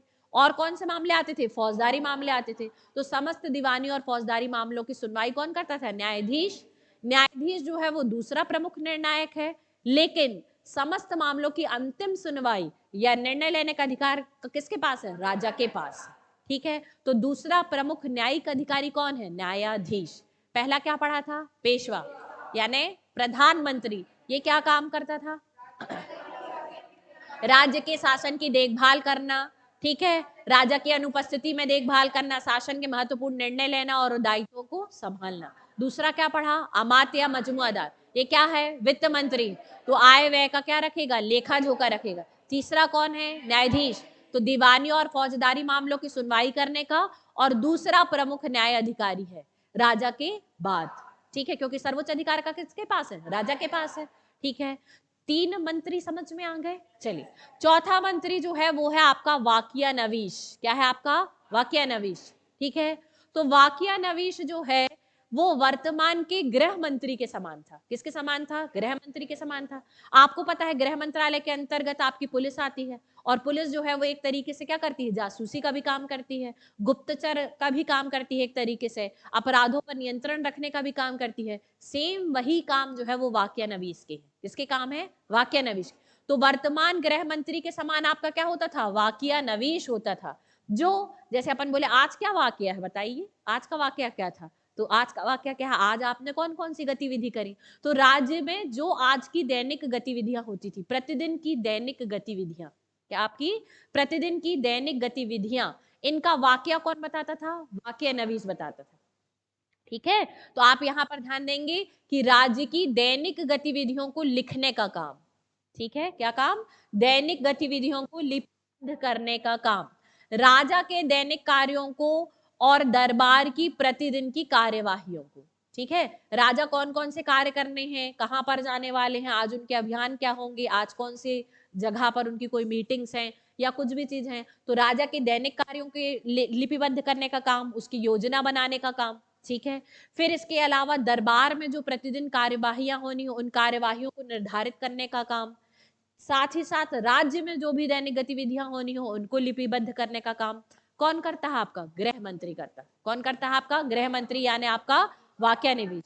ठीक है, इसका मुख्य काम जो है वो एक आपका, इसके अधीन देखिए गुप्तचर विभाग भी है, तो राज्य में आने वाले लोगों का ब्यौरा, ठीक है, कोई जासूसी का काम। ठीक है, तो ये सारा काम गुप्तचर विभाग के अंतर्गत यही करता था, कौन, आपका वाकिया नवीश। इसके अलावा राजा के जीवन की सुरक्षा, किसकी सुरक्षा, राजा की जी, तो राजा को सिक्योरिटी भी प्रोवाइड करने का काम कौन कर रहा है, वाकिया नवीश।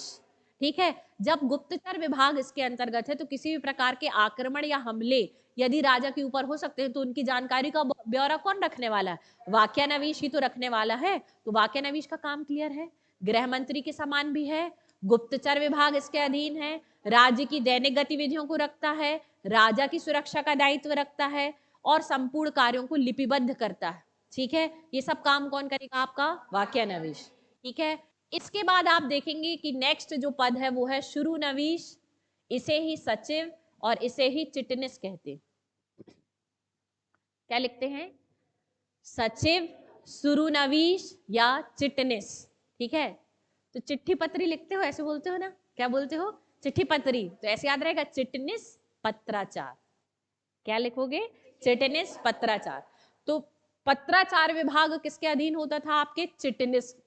किसके अधीन होता था, चिटनिस। इसी का जो प्रमुख अधिकारी उसे किस नाम से भी जाना जाता था? शुरू नवीश के नाम से भी जाना जाता था। तो जो आपका राजकीय पत्राचार विभाग है, क्या आपका राजकीय पत्राचार विभाग, उसका प्रधान कौन होता था? शुरू नवीश। क्या होता था? जिसे सचिव और चिटनिस के नाम से भी जाना जाता था। यही जो है वो राजकीय पत्र व्यवहार का कार्य देखता था। जो प्रांत के अधीन आपके, प्रांत को काय में बांटा गया था? परगनों में बांटा गया था। तो परगनों के हिसाब किताब की जांच या देखभाल करने का काम कौन करता था? शुरू नवीश या चिटनिस करता था। ठीक है, तो पहला क्या पढ़ा था? पेशवा, वो क्या है? प्रधानमंत्री। दूसरा क्या पढ़ा था? अमात्य। अमात्य वो क्या? मजमुआदार, उसे क्या कहा गया था? वित्त मंत्री। तीसरा क्या पढ़ा था? न्यायाधीश, वो क्या करता था? न्याय का काम। चौथा वाक्यानवीश, वो गुप्तचर विभाग, गृह मंत्री, राजा की सुरक्षा, राजा के दैनिक कार्यों को लिपिबद्ध करना, ये सब काम करता था। पांचवा क्या पढ़ा? शुरू नवीश। शुरू नवीश चिटनिस या सचिव क्या काम करता था? पत्राचार। ठीक है, राजकीय पत्राचार और परगनों की देखभाल, परगनों के हिसाब किताब की जांच और ब्यौरा रखने का काम कौन करता था? शुरू नवीश या चिटनिस करता था। यहां तक की बातें क्लियर है सभी को? चलिए, इसके बाद आप देखेंगे नेक्स्ट जो है वो है सुमंत या दबीर। क्या है आपका? सुमंत या दबीर। तो आपको याद रखना है सुमंत या दबीर जो है वो विदेश मंत्री के समान कार्य करता था। किसके समान? विदेश मंत्री। वर्तमान विदेश मंत्री कौन है? श्री जयशंकर, है ना? तो श्री जयशंकर के समान विदेश मामलों को, विदेशी मामलों को देखने का काम कौन करता था? विदेश मंत्री, जिसे क्या कहा जाता था? सुमंत या दबीर कहा जाता था। ठीक है, इसके बाद आप देखेंगे नेक्स्ट क्या आएगा आपका? सर ए नौबत। क्या आएगा? सर ए नौबत, या इसका नाम क्या है? सेनापति। क्या है आपका? सेनापति। तो ये सेना का प्रधान होगा, और सेनापति का मुख्य काम क्या होता है? सेना का संगठन करना।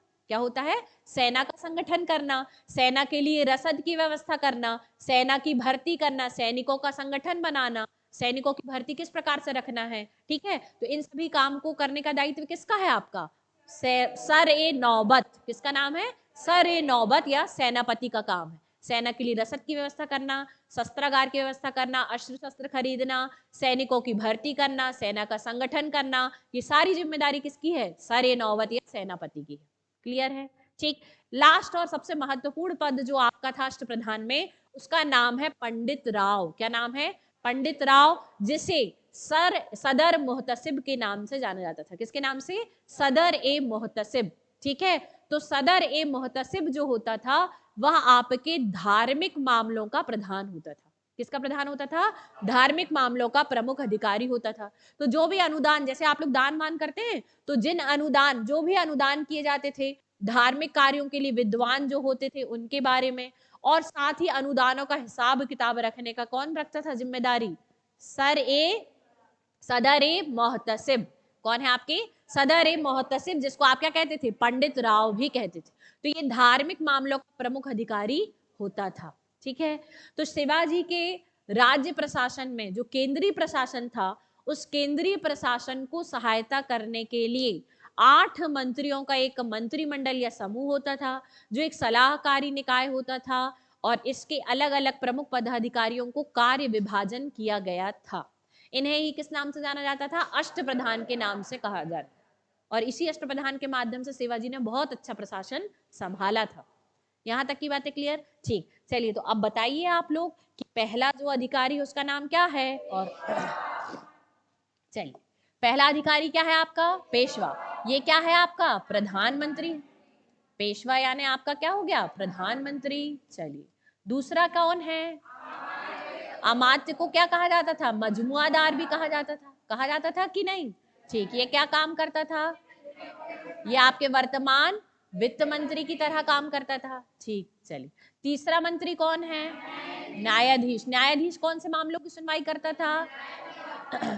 ये दूसरा न्यायिक प्रमुख होता था, और ये दीवानी तथा फौजदारी मामलों की क्या करता था? सुनवाई करता था।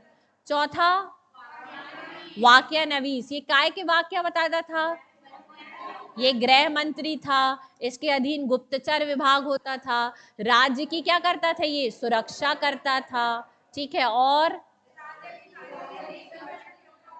हाँ, ठीक है, और दैनिक कार्यों की क्या करता था? लिपिबद्ध करता था। इसके बाद नेक्स्ट शुरू नवीश। शुरू नवीश को ही क्या कहते थे? सचिव, और क्या कहा जाता था? चिटनिस। ठीक है, तो चिट्ठी पत्री से याद कराया था। ये क्या है आपका? पत्राचार विभाग है। ये क्या है आपका? पत्राचार विभाग। तो राजकीय पत्राचार का पूरा संबंध किससे है? सुरुनवीस या चिटनिस से। नेक्स्ट क्या है? सुमंत। सुमंत या दबीर। तो सुमंत या दबीर का क्या काम था? हाँ, ठीक है, आपके दरबार में कौन कौन विदेशी लोग आ रहे हैं उनका ध्यान रखिए। ठीक है, तो ये क्या है आपका? विदेश मंत्री का काम करता था। ठीक है, चलिए नेक्स्ट 7वां, सर ए नौबत। सर ए नौबत को और किस नाम से जानते हैं? सेनापति। सेनापति का काम किससे संबंधित होगा भाई? सेना से होगा। तो सर ए नौबत जो है वो आपके सेना का गठन, सेना की सैनिकों की भर्ती, है ना, उनके अस्त्र शस्त्र, उनके रसद आदि की व्यवस्था कौन करेगा? सेनापति। 8वां सबसे महत्वपूर्ण पद क्या है? सदर ए मोहतसिब। और इसी का नाम क्या है? पंडित राव। क्या नाम है आपका? पंडित राव। तो ये पंडित राव नामक अधिकारी धार्मिक मामलों का क्या होता था? प्रधान। तो एक बात ये कि अष्ट प्रधान आपको एमपीपीएससी में लिखने के लिए आता है, तो आपको ये याद होनी चाहिए। क्या होने चाहिए? याद। ठीक है, सभी को याद हो गए? चलिए आगे बढ़े। तो केंद्रीय प्रशासन में पहली चीज समझ में आ गई, क्या है आपका? अष्ट प्रधान। ठीक है, केंद्रीय प्रशासन का प्रमुख कौन है आपका? राजा।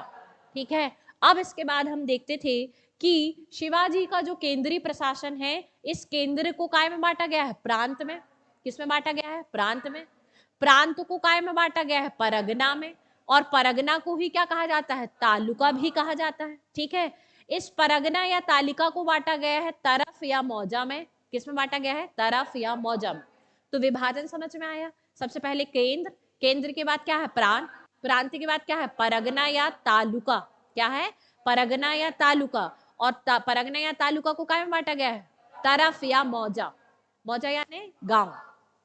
ठीक है, तो ये इनकी क्या थी? व्यवस्था थी। इस तरीके से इन्होंने केंद्रीय प्रशासन को और अधिक क्या कर दिया? छोटे छोटे भागों में क्या किया था? बांटा था।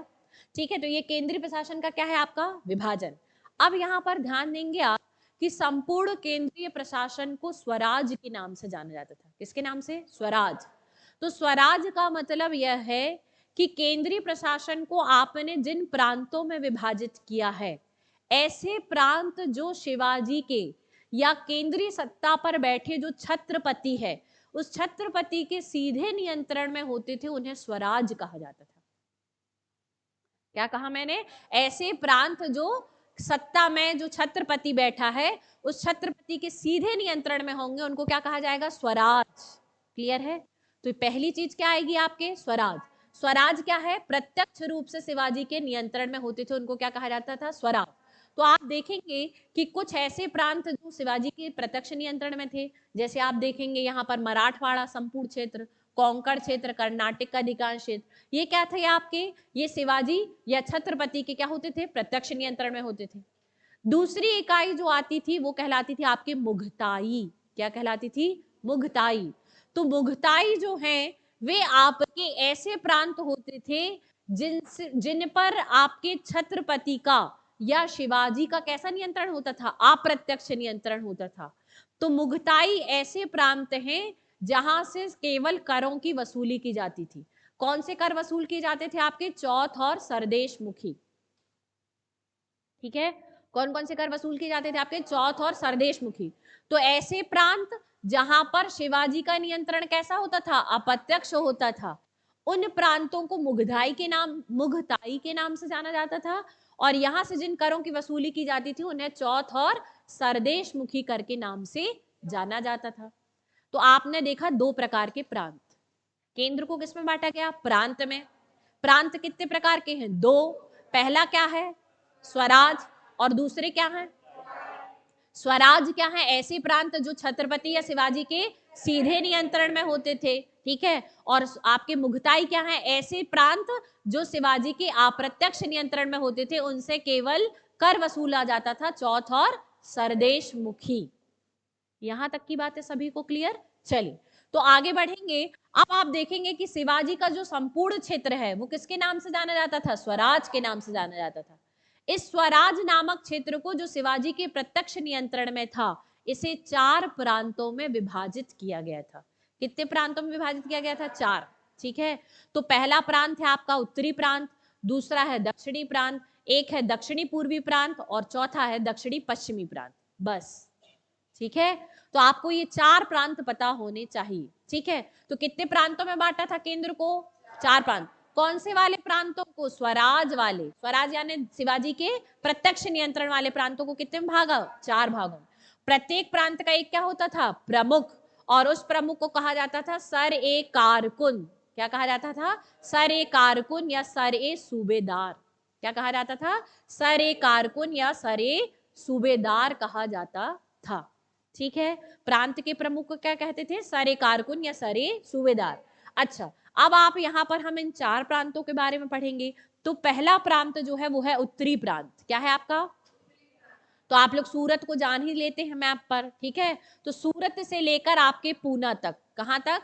सूरत से लेकर आपके पूना तक जो प्रांत विस्तारित था उसे उत्तरी प्रांत के नाम से जाना जाता था। और इस उत्तरी प्रांत का सर सूबेदार, उत्तरी प्रांत का सारे सूबेदार के पद पर नियुक्त थे मोरो त्र्यंबक पिंगले। कौन थे? मोरो त्र्यंबक पिंगले। ये उत्तरी प्रांत के क्या थे? सर ए कारकुन। क्या थे? सर ए कारकुन या सर ए सूबेदार, जो बोलना चाहो आप, ठीक है। तो उत्तरी प्रांत के प्रमुख क्लियर। चलिए, स्वराज के अंतर्गत 4 प्रांत थे। तो पहला उत्तरी प्रांत तो हमने पढ़ लिया। दूसरा प्रांत है आपका दक्षिणी पश्चिमी प्रांत। कौन सा प्रांत है? इस प्रांत का विस्तार कोंकण से लेकर सावंतवाड़ी तक था। कहां तक था? कोंकण से लेकर सावंतवाड़ी। तो मैप रीडिंग में आप लोग जानते हैं कोंकण कहाँ, ठीक है। तो वहां से लेकर सावंतवाड़ी तक था और ये कनारा तक विस्तृत क्षेत्र था, जिसके प्रमुख कौन थे आपके? अन्नोजी दत्रे। ये क्या थे आपके? इस प्रांत के सरे कारकुन थे। क्या थे? सरे कारकुन। इस प्रांत के सरे कारकुन कौन थे? अन्नोजी दत्रे। किसके? दक्षिणी पश्चिमी प्रांत के। तीसरा प्रांत जो स्वराज के अंतर्गत आता था, जो शिवाजी के प्रत्यक्ष नियंत्रण में था, उसका नाम है दक्षिणी पूर्वी प्रांत। कौन सा प्रांत है? और इसके अंतर्गत क्या आता था? सतारा, कोल्हापुर और धारवाड़ के क्षेत्र आते थे, ठीक है। जिसका प्रमुख दत्तोजी थे। कौन थे आपके? दत्तोजी पंत थे। तीसरा प्रांत हो गया दक्षिणी पूर्वी, और चौथा प्रांत जो है वो स्वराज के अंतर्गत जो आता था उसका नाम है दक्षिणी प्रांत। क्या नाम है आपका? दक्षिणी प्रांत। ये जो ऐसे प्रांत थे जो तुरंत तुरंत पे क्या किए जाते थे? हाल ही में विजिट किए जाते थे।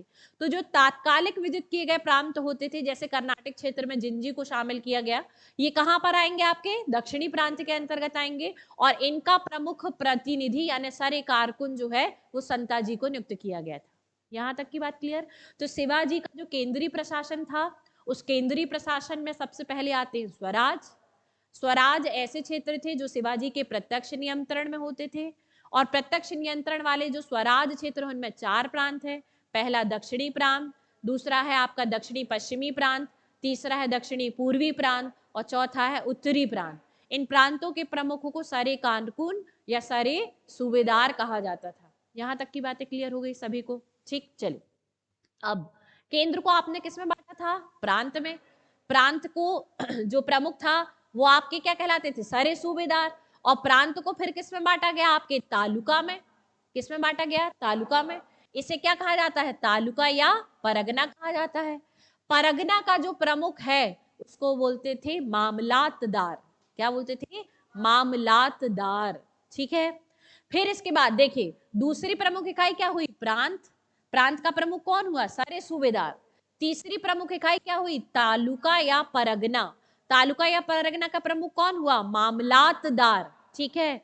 फिर इस तालुका या परगना को काय में बांटा गया? तरफों में। किस में बांटा गया? तरफों में। तो चौथी प्रमुख हुई इकाई तरफ। क्या हुई आपके? तरफ। तरफ का जो प्रमुख होता था उसे बोलते थे सर ए हवलदार। क्या बोला जाता था? सर ए हवलदार।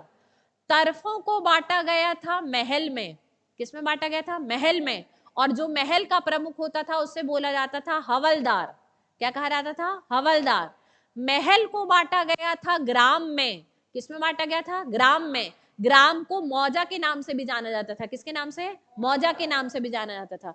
और ग्राम का जो प्रमुख होता था वो कहलाता था पटेल या पाटिल। क्या होता था? पटेल या पाटिल। तो अब एक बात बताओ कि सबसे पहले जो आया आपका, सबसे पहले क्या आया आपका? केंद्र। सबसे पहले क्या आया? केंद्र। केंद्र के बाद प्रांत का प्रमुख, सारे सूबेदार। प्रांत के बाद क्या बोलते थे इसको? परगना या तालुका, परगना या तालुका। इसके बाद क्या आता था? तरफ। ये भी ऐसे भी लिख सकते हो या तरफों बोल दो, कई सारे तरफ होंगे तो तरफों बोल दोगे, ठीक है। तरफ के बाद महल, महल के बाद आएगा ग्राम, ठीक है। तो ग्राम का प्रमुख अधिकारी क्या है? पटेल, या इसे क्या कहा जाएगा? पाटिल, ठीक है।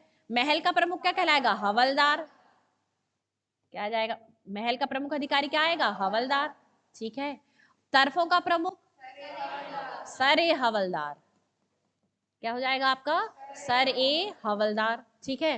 परगना का प्रमुख क्या? मामलातदार, क्या आएगा? आएगा आपका मामलातदार, ठीक है।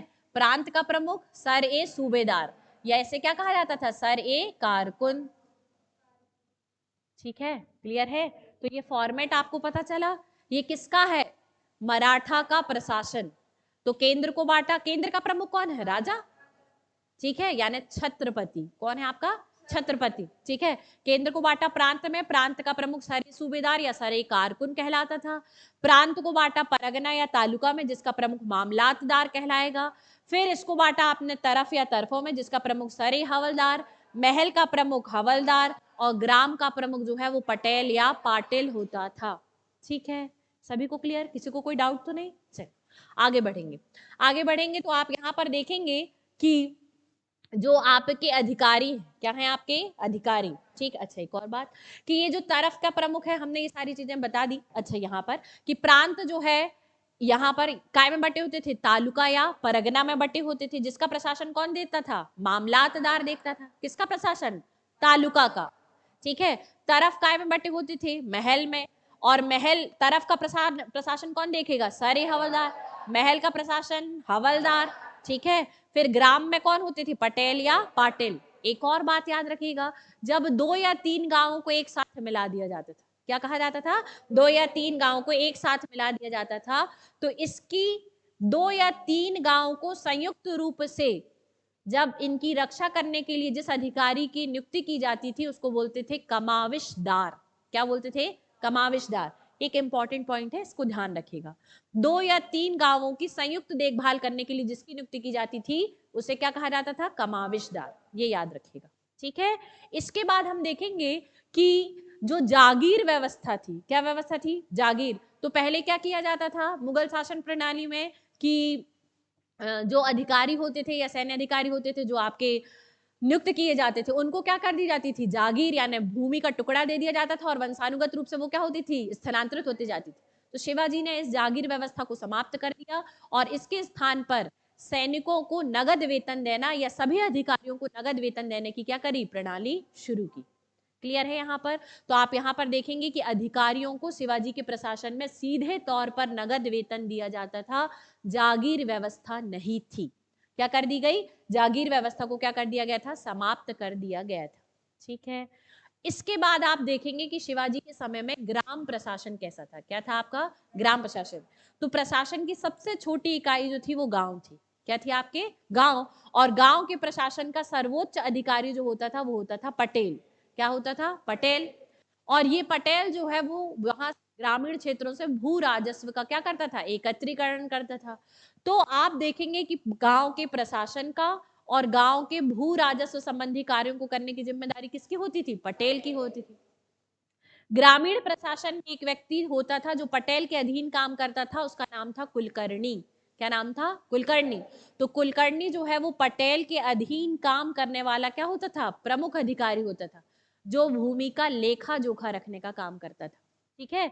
भूमि की पैमाइश करने का काम और भूमि का लेखा रखने का काम कौन करता था? आपका कुलकर्णी करता था, ठीक है।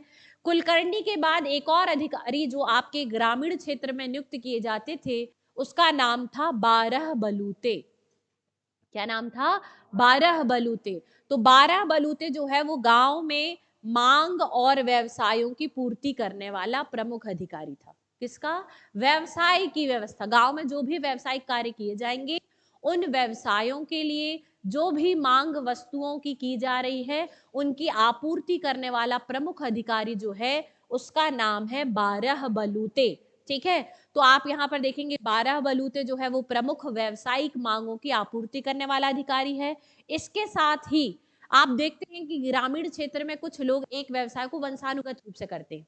जैसे लोहार का बेटा लोहार का ही काम करेगा, कोई बेटा अगर कुम्हार का काम कर रहा है तो कुम्हार का ही काम करेगा, मोची का बेटा फिर मोची का काम करेगा। तो हम देखते हैं कि व्यवसाय जो है वंशानुगत रूप से बेटे पीढ़ी दर पीढ़ी क्या होता है, स्थानांतरित होता जाता है।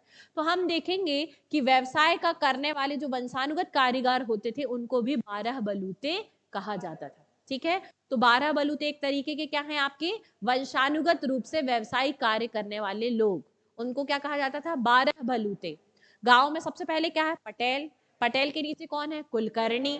कुलकर्णी क्या करता था, भू राजस्व एकत्रित करता था और भूमि का क्या करता था, लेखा जोखा रखने का काम करता था। पटेल भू राजस्व एकत्रित करेगा, कुलकर्णी भूमि का लेखा जोखा रखेगा। उसके बाद कौन आएगा आपका, 12 बलूते। ये क्या होते थे, व्यवसायिक कार्यों को वंशानुगत रूप से करने वालों की जो श्रेणी है वो क्या कहलाएगी, 12 बलूते। उसके बाद जो आएगा वो आएगा 12 अलूते। क्या आएगा, ये 12 बलूते हैं और ये 12 अलूते। ठीक है, तो गांव में जो सेवक हैं उनको क्या कहा जाता था, 12 अलूते कहा जाता था। ठीक है, तो इस प्रकार से आपने शिवाजी का केंद्रीय प्रशासन, शिवाजी का प्रांतीय प्रशासन और शिवाजी का ग्रामीण प्रशासन जान लिया। क्या जान लिया है, शिवाजी का प्रांतीय प्रशासन, शिवाजी का केंद्रीय प्रशासन और शिवाजी का ग्रामीण प्रशासन आपने आज की क्लास में जान लिया है। ठीक है, तो आज की क्लास में हमने शिवाजी के अभियान और शिवाजी के प्रशासन में आपने अभी कौन सा प्रशासन, प्रांतीय, केंद्रीय और ग्रामीण प्रशासन से आप परिचित हो गए हैं। अष्टप्रधान से आज आप परिचित हो गए हैं। तो आज की क्लास को हम यहीं पर समाप्त करेंगे, लेकिन नेक्स्ट क्लास में हम शिवाजी के सैन्य प्रशासन और वित्तीय प्रशासन की चर्चा करेंगे और उसके बाद हम शिवाजी के उत्तराधिकारियों के बारे में जानेंगे। तो शिवाजी के उत्तराधिकारियों में कौन आने वाले हैं, छत्रपति आने वाले हैं। तो सबसे पहले छत्रपतियों को जो सत्ता स्थानांतरित होगी उसके बारे में पढ़ेंगे। फिर छत्रपतियों के बाद सत्ता किसको मिलेगी, पेशवाओं को मिलेगी। फिर पेशवाओं के अधीन साम्राज्य मिलेगा, उसके बाद फिर क्या होगा, मुगलों के साथ मराठों के संघर्ष होंगे और उसके बाद फिर अंग्रेजों के साथ मराठों के क्या होंगे, संघर्ष। तो ये आगे की कक्षाओं में हम पढ़ेंगे। ठीक है, तो आज की क्लास में इतना ही। Thank you.